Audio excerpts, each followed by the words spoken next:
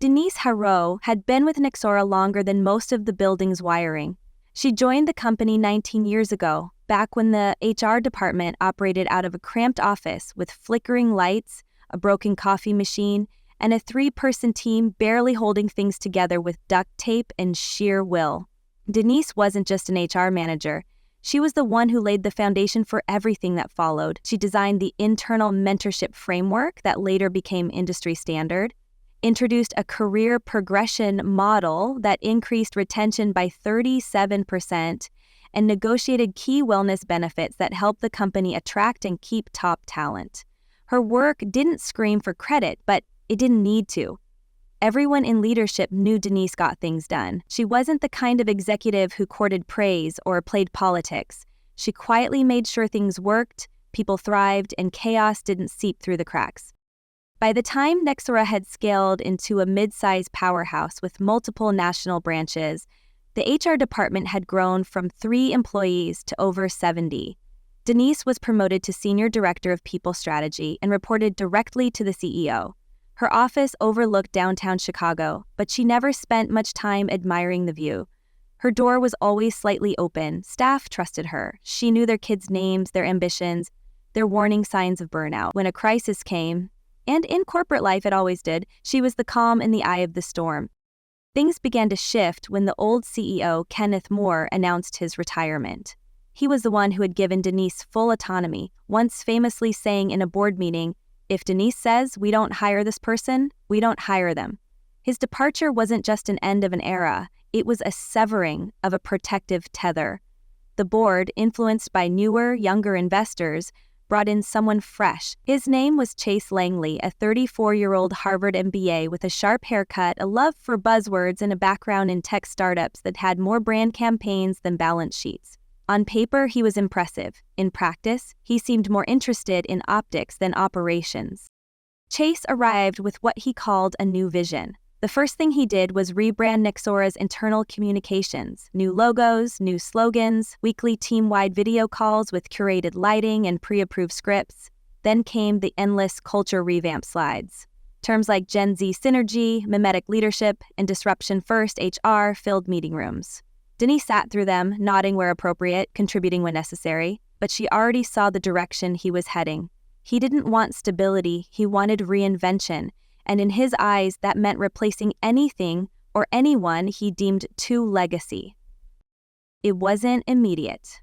At first, Denise's ideas were simply sidelined. A new junior hire was placed between her and the executive team to help streamline communication. Her proposals were tabled for future review. Reports she once submitted directly were now collaborated on with others. The energy shifted subtly, then sharply. She wasn't being consulted anymore. She was being managed. Denise wasn't naive. She had watched this happen to others. People phased out not for incompetence, but for outliving the image the company wanted to project. She had always believed her work would speak for itself. But in Chase's world, it wasn't about what you did. It was about how it looked on social media. And Denise, with her no-nonsense style and anti-glamour presence, wasn't what he wanted in the new Nexora. The moment it became clear was during an all-hands strategic session streamed live to every department. Chase, in his tailored gray blazer and smug confidence, was outlining the next quarter's cultural evolution initiatives. Midway through, he paused, looked across the room right at Denise, and said, "We're modernizing every part of this organization, and with that comes difficult transitions. Some people, frankly, feel obsolete." He smiled. A few awkward chuckles echoed. Denise didn't blink. She didn't flinch. She sat perfectly still, expression unreadable, while her heart pounded like a war drum in her chest. She didn't say a word during the rest of the meeting, and when it ended, she gathered her notes, stood up, nodded politely to the people she once mentored, and walked back to her office. That evening, she received an email from HR, her own department, requesting a meeting to discuss the terms of a respectful transition. The HR email was formal, sterile, and oddly devoid of emotion despite being addressed to the woman who had built the entire department from the ground up. "We would like to invite you to a conversation regarding your transition from Nexora," it read, as if she were a vendor being phased out, not the backbone of a 2-decade legacy. Denise stared at the screen for a full minute before closing her laptop. No anger, no tears, just a stillness that felt unfamiliar. She knew this wasn't personal for them, it was strategic, but that didn't make the betrayal any less sharp. The meeting the next day was held in one of the new collaboration rooms Chase had introduced. Glass walls, minimalist chairs, and branded phrases etched onto the windows like commandments. Lead loudly, innovate relentlessly, disrupt yourself. Chase was there, of course, alongside a young HR manager named Brielle, who had been with the company for less than a year. Denise remembered interviewing her. She had promise. Now she was sitting across from her mentor with a severance packet in a neat folder and a rehearsed tone of faux sympathy. Chase led the conversation with the kind of smooth detachment that made Denise almost admire his audacity. He thanked her for her years of service, praised her invaluable contributions, and then pivoted almost seamlessly into how Nexora was entering a new phase, one that required fresh energy and dynamic cultural alignment. He spoke like a man reading from a script. Maybe he was. This isn't about your performance, he assured her. It's about evolution, optics, repositioning. We're shifting the narrative to align with future-facing leadership models. You understand, of course. Denise looked at him for a long moment. Then she looked at Brielle, who avoided eye contact. She thought about saying something, about the irony of being dismissed by a man who didn't know the difference between strategic planning and buzzword vomit. But she said nothing. Instead, she asked two simple questions. What's the final date? And what are the terms? Chase seemed almost disappointed that she didn't fight. That was his first mistake, thinking silence meant surrender. They offered her a 3-month severance package, immediate removal from strategic planning, and a short transition period during which she would help orient the new leadership in HR. It was insulting. She declined the transition role on the spot, signed the papers without ceremony, and left the room with the same dignity she had carried for 19 years. No one clapped, no one followed, no farewell lunch, no email announcement. Her exit was as quiet as a paper cut, but it stung far deeper. The new HR director was a 26-year-old named Kaylee, whose LinkedIn was more polished than her resume. She had a master's degree in organizational psychology and a minor in Instagram branding. Her pitch to the board had included the phrase, HR as a lifestyle experience, and she'd gained Chase's trust with a colorful presentation that ended with a TikTok of her lip syncing to corporate mantras. Denise had watched it once. She couldn't bring herself to watch it again. The staff, unsure of how to act, mostly avoided her in the final week. A few close colleagues came by to express shock and offer coffee, but Denise could tell they were afraid.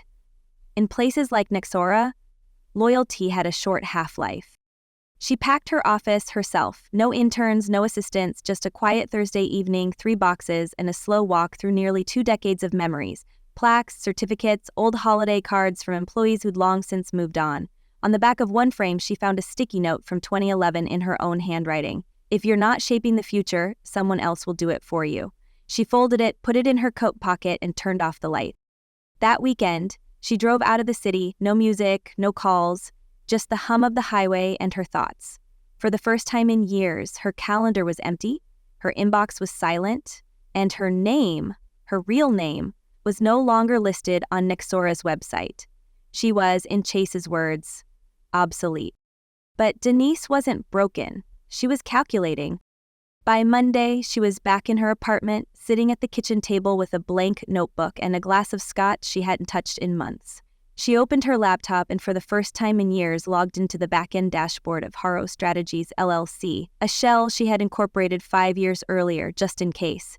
At the time, she had thought of it as a thought experiment, a rainy day contingency plan. Now it felt like a loaded weapon she had forgotten she was carrying. She started writing names. Not enemies. Allies, former colleagues, clients, executives from other companies who had whispered admiration in boardrooms and sent quiet thank you notes after Denise had resolved departmental meltdowns. People who had asked, "Why didn't you start your own firm?" and who might now be asking again. She didn't need revenge. She needed leverage. She scrolled through LinkedIn. Kaylee had already changed the company bio and pinned a post about ushering in a new era of authenticity and digital synergy. It had 5 likes. Denise smiled. They'd underestimated her. They always did. They thought she'd disappear. They forgot she was the one who taught them everything they knew. Denise didn't rush. She didn't announce anything, didn't post a cryptic quote about new beginnings, and didn't reach out to the press or mutual connections with some veiled hint of retaliation. She simply got to work, quietly, intentionally. Each morning, she took her coffee to the same corner cafe she had once escaped to during long days at Nexora, opened her laptop, and began reconstructing the pieces of something she had only imagined for years. For Harrow Strategies wasn't just going to be a placeholder anymore, it would become a presence. She didn't need to make noise, she needed to make moves. The first step was infrastructure. She updated the LLC's registration, secured a professional email domain, and hired a freelance designer to give her brand a clean, modern, no-nonsense look, the kind of look that said, "I've been here, I know what I'm doing. I'm not here to play." She knew exactly what clients hated about big consultancies, the fluff, the jargon, the pretentious playbooks, so she leaned into the opposite, real strategies, real people, no games. Her pitch deck was simple: retention through culture, not gimmicks; scalable leadership without personality cults; HR that acted like the spine of a company, not its PR department. And she had proof of concept, 19 years of internal transformation at Nexora that most of the industry had either tried to replicate or quietly admired. What Chase failed to realize, what Kaylee wouldn't understand even if someone spelled it out for her, was that Denise had built something far bigger than a department. She had created a legacy that lived in people, real people. So she started calling them. Not aggressively, not even directly. It began with a message to a former colleague now working as VP of talent at a logistics firm in Denver. Then another to a senior manager who had transferred from Nexora to a fintech startup. Then one to an old contact in a venture firm who once told her, "If you ever go solo, call me first." Each message was professional, concise, and always ended with a variation of, "Just catching up, would love to hear what you're working on." By the end of the first week, she had 5 phone calls scheduled. By the second week, she had 3 warm leads. By the third, she had a coffee meeting that turned into a consulting contract. Nothing flashy, just movement. But more than that, she was listening. In those early conversations, she picked up on something that made her pulse quicken. Dissatisfaction, not just with Nexora, but across the sector. Companies were trying to modernize their internal cultures and failing miserably. Leadership programs were crumbling under their own performative weight. Employees didn't trust the authenticity being pushed by 20-something HR influencers. The trend chasing had created a void, an emptiness disguised as innovation. Denise understood it immediately. They didn't need more flair, they needed foundations. And while the market drifted further into aesthetics over substance, she knew exactly how to position herself as the counterweight, the grown-up in the room, the one who actually knew what made people stay, grow, lead, because she had done it, quietly, effectively, and without ever needing to be the face of anything. Meanwhile, word from Nexora began to trickle in. A former team lead messaged her. They just scrapped the mentorship program, said it didn't fit the new voice. I can't even explain how angry people are. Another note, they're bringing in culture ambassadors, influencers with no actual experience in people ops. It's chaos. Everyone's pretending it's fine. And then the one that made her lean back and stare at the screen for a long, quiet moment. They've started using your old training modules, but they removed your name. Kaylee's passing them off as legacy tools from before her time. You okay with that? Denise didn't reply right away. She wasn't surprised. Of course they were using her frameworks. They didn't have anything better, but they had made one critical error. They thought her silence meant absence. That just because she wasn't in the building, she wasn't in the picture. And that was exactly what she needed them to believe. Because she wasn't done watching.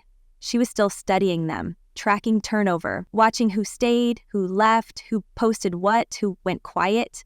It was like watching a house she'd built be slowly hollowed out and painted over. But she could still see the cracks forming beneath the fresh coats of branding. And the cracks were growing. One afternoon, at that same corner cafe, she received a LinkedIn connection request from a junior manager named Alina, who had worked under her for 3 years. The message was brief but bold. You ever build something again? I want in. Denise smiled. She hadn't said a word about anything, but Alina knew. Others knew too. The Whisper network was working faster than any press release ever could. By the end of the month, she had a team of 3 part-timers, former Nexora staff, who had quietly left or were looking for a reason to.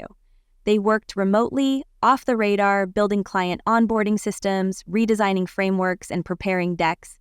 Denise didn't want to replicate what she had done before. She wanted to build something that made the old world irrelevant, something so effective it wouldn't need to explain itself. The companies would come to her. She looked at her calendar. 4 calls lined up, 2 meetings in person, 1 proposal pending. Not bad for 30 days post-retirement. And then she got the call that shifted everything. It was from a major retail tech company. They were in the middle of an acquisition and needed an emergency cultural integration plan. Someone had referred her. The contract would be 6 figures over 6 months. Denise didn't blink. She said she'd send a proposal within 24 hours. As soon as she hung up, she opened a fresh file titled Phase 2. She knew what was coming. Nexora wouldn't fall overnight, but it would erode. And when the right moment came, she wouldn't just be watching. She'd be ready. With a structure, a strategy, and something Chase never understood. People don't follow logos. They follow leaders. Denise didn't believe in rushing momentum. She believed in reinforcing it. With the first major client secured, she moved quickly, not with noise or bravado, but with precision. The cultural integration project she'd taken on was intense. 2 merging companies, conflicting leadership styles, redundant departments, and rising employee anxiety. But it was exactly the kind of challenge she was built for. She spent the first 2 weeks doing what Denise Harrow had always done best, listening. Not analyzing spreadsheets or parroting engagement metrics, but having real conversations with people. She met with department heads one-on-one.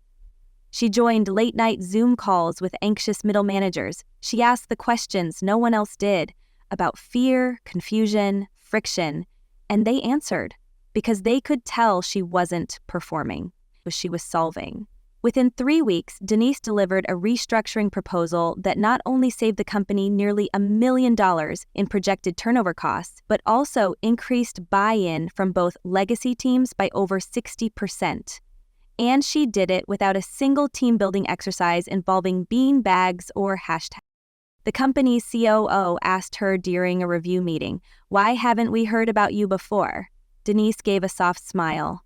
"I wasn't the one making noise. I was the one doing the work."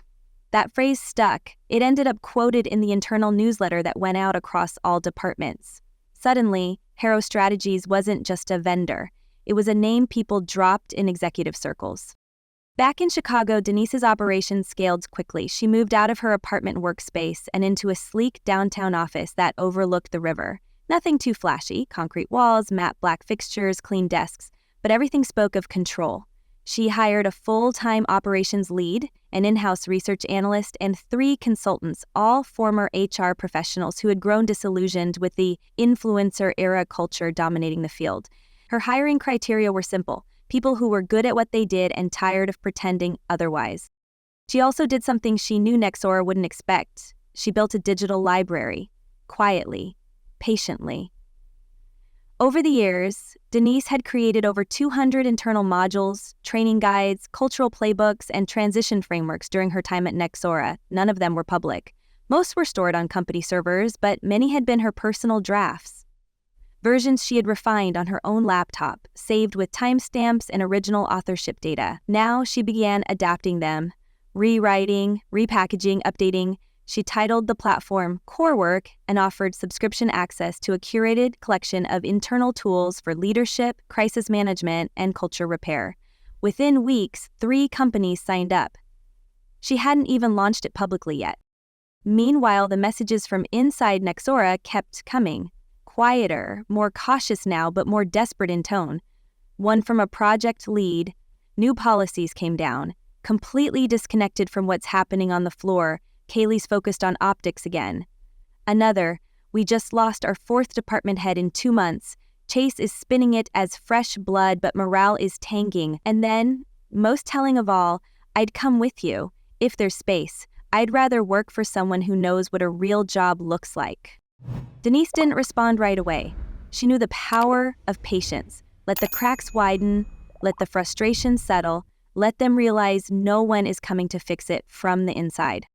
She also started tracking turnover data, quietly, through public filings, LinkedIn changes, industry chatter. In 6 months, Nexora's HR department had a 38% attrition rate. Mid-level leadership was bleeding out, external reviews were shifting tone, internally teams were fragmented. Chase had started pushing brand campaigns to distract from the chaos. New Nexora, new you, but Denise knew marketing couldn't mask structural rot. And then came the unexpected win, the one that pushed her plan into overdrive. A former partner at Nexora, now CFO at a mid-size healthcare tech firm, reached out. They were preparing to scale and wanted an audit of their internal culture and compliance systems. He'd worked with Denise on a joint initiative 5 years earlier and remembered her as the only adult in the room. She met with him. They talked for 2 hours. At the end, he said simply, "We want you to design our people strategy from scratch. What would that cost?" Denise didn't hesitate. $175,000 for the first quarter, and I select the team. He didn't blink. Send the paperwork. With that one deal, she passed a revenue milestone she hadn't expected to hit until her second year. But more than the money, it meant leverage, visibility, legitimacy. Her firm was no longer an idea born of exile. It was an entity, and it was gaining weight. She used the capital to offer formal contracts to her 3 strongest collaborators, Alina among them. She structured the business with long-term vision, profit sharing, health benefits, and even flexible sabbatical options. If we're going to talk about sustainable culture, she told her team, we start by living it. As she refined her model, Denise started noticing a pattern. Every client came to her for a different reason: turnover, integration, leadership conflict, but all of them stayed for the same one. She told them the truth. She didn't dress up hard news. She didn't pander. And because of that, people trusted her enough to admit failure, enough to listen, enough to change. One evening, after a 12-hour day filled with back-to-back calls, Denise stood alone in her new office and watched the city lights flicker below. She thought about the word Chase had used, obsolete. She whispered it aloud, just once, and let it hang in the air like smoke. Then she turned away from the window, walked back to her desk, and opened a new document. At the top, she typed, "Targeted acquisitions, former talent redeployment strategy." She was ready, not just to build, but to reclaim. It started with one conversation. Alina had already joined the firm as a senior consultant, but she knew the mood inside Nexora better than most. During a routine end-of-week check-in, she casually mentioned that more of her former colleagues were quietly looking for exits. "They're watching," she said. "They just want to know if there's actually a landing spot." Denise didn't need to ask what that meant. People were desperate for stability, for leadership, for someone who didn't speak in hollow slogans, and more than anything, they were looking for a reason to leave with their dignity intact.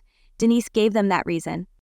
She crafted individual outreach plans, never directly poaching, never aggressive. It was always framed around opportunity, not revenge. Conversations began over coffee or late-night LinkedIn messages. She offered clarity. Here's what we're building, here's what it pays, here's the autonomy you'll have, here's what I expect in return. There were no inflated titles, no startup delusions of grandeur. Just real work, real expectations, real purpose. That was enough. One by one they came. First 2 mid-level managers, then a senior data analyst who had designed Nexora's retention dashboards, then a high-performing team lead who had once been Kaylee's right hand. By the end of that quarter, Denise had quietly hired 12 former Nexora employees, each one vetted, prepared, and seamlessly integrated into client work. She didn't need to announce it. The effect rippled on its own.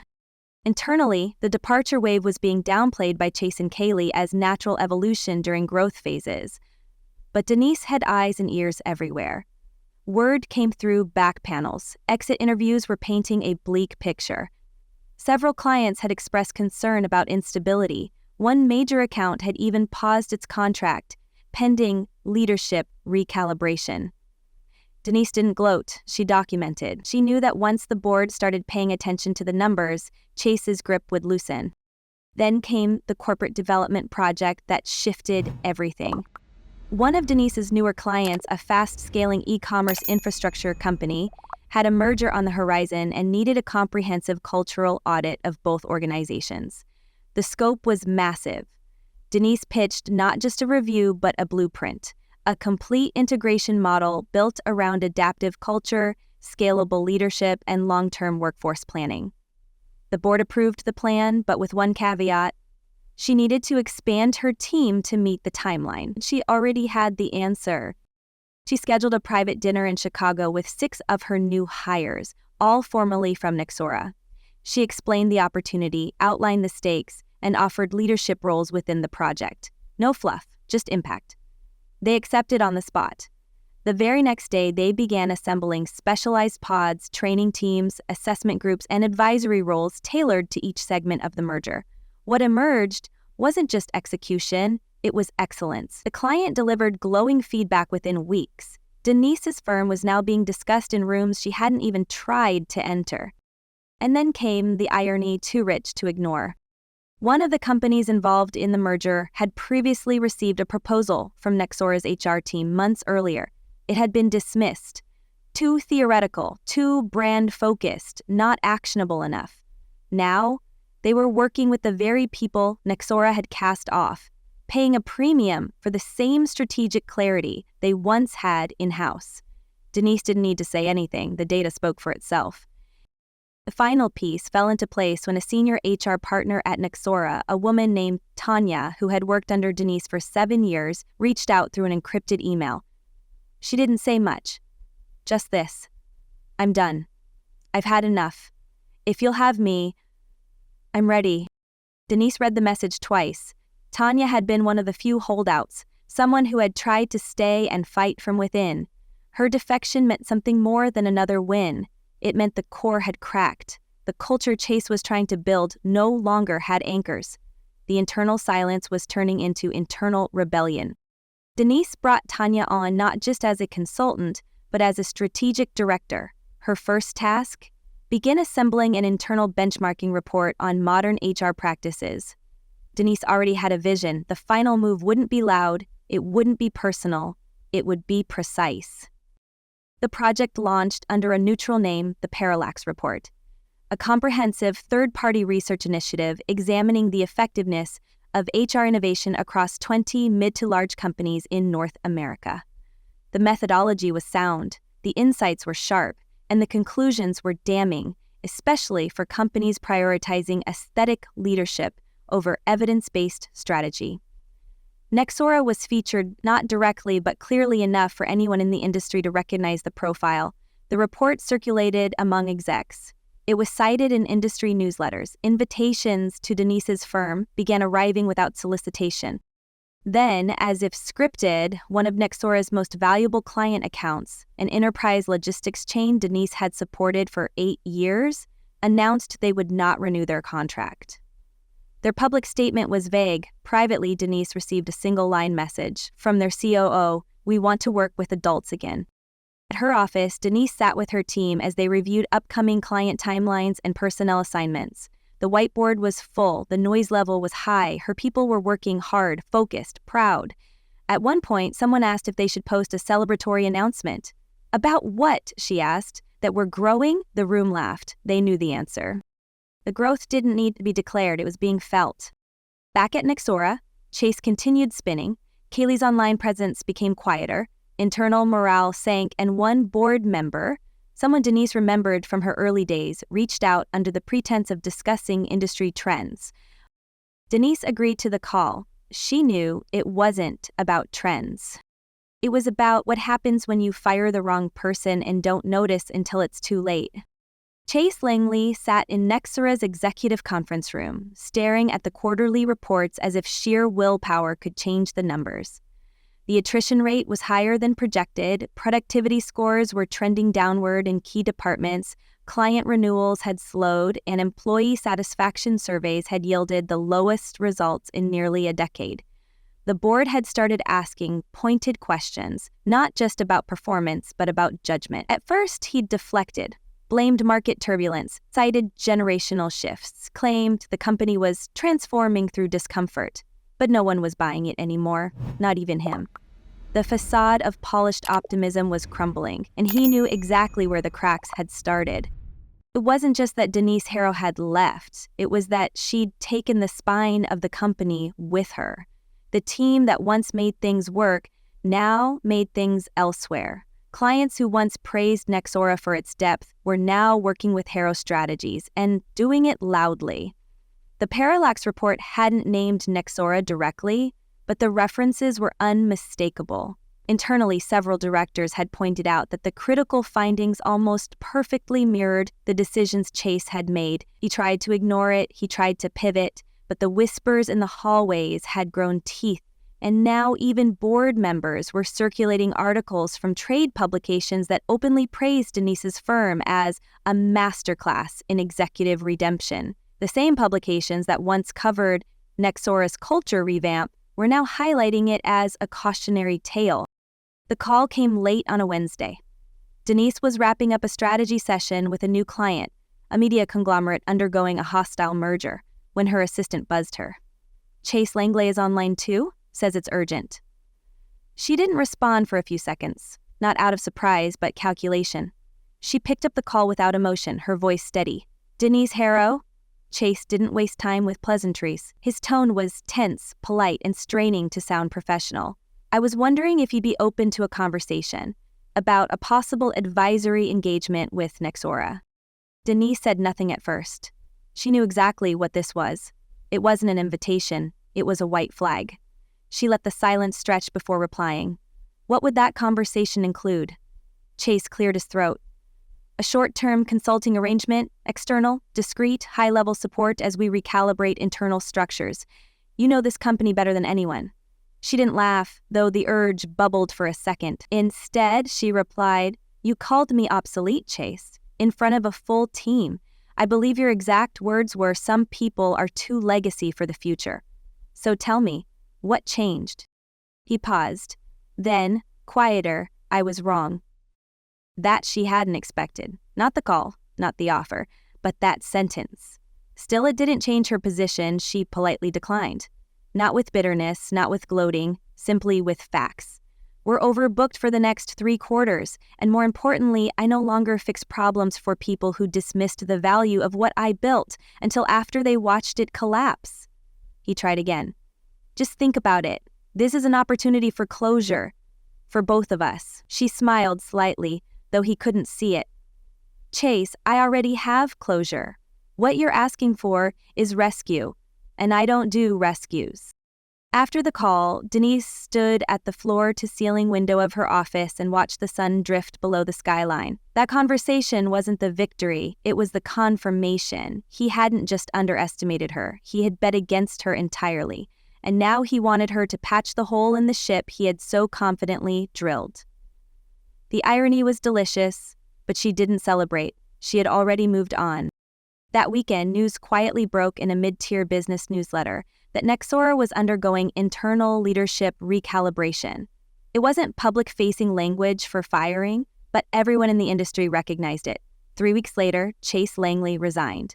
The official statement cited a desire to pursue new ventures in digital culture spaces. Internally, it was understood that he had been pushed out by a board tired of justifying failure. Haley lasted 2 more months. When she exited, no one even noticed. Denise didn't comment publicly. She didn't repost articles or drop subtle jabs. She didn't need to. Her silence was louder than anything she could have said. And the clients kept coming. Harrow Strategy signed 2 new Fortune 500 companies within the next quarter. Denise began speaking at closed-door industry summits, not about revenge, but about sustainable leadership, about what happens when companies forget that people, not trends, are the foundation of culture. At one of those summits, a former Nexora director approached her after a panel and said, "You didn't just survive them, you outlived them, and you did it on your terms." Denise thanked her, but the compliment didn't inflate her. She hadn't done this to prove anything. She had done it because she knew exactly who she was and when they tried to erase her, she simply built something bigger than their memory. As the summit ended and executives filtered out into the city night, Denise lingered for a moment by the stage. She looked down at her notes, then closed the folder and tucked it under her arm. In the distance, she saw the glowing lights of Nexora's building. Still standing, still branded, but dimmer, somehow. She turned and walked the other way, toward her team, toward her work, toward everything they thought she would never build without them. 6 months after Chase Langley's resignation, Harrow Strategies was no longer the quiet alternative, it was the industry standard. Denise's firm had grown into a force that others tried to imitate but never quite matched. Her approach didn't involve flashy campaigns or hollow promises. It relied on something far rarer in corporate America: substance. Clients didn't just want her insights. They trusted her judgment. Companies weren't just hiring her for consulting. They were restructuring entire leadership pipelines based on the frameworks she and her team developed. What had started as a quiet exit became a defining shift in how organizations viewed executive talent and culture sustainability. Denise rarely reflected on Nexora anymore, not out of denial, but because it simply no longer held weight. The place that once defined her had become a footnote to something greater.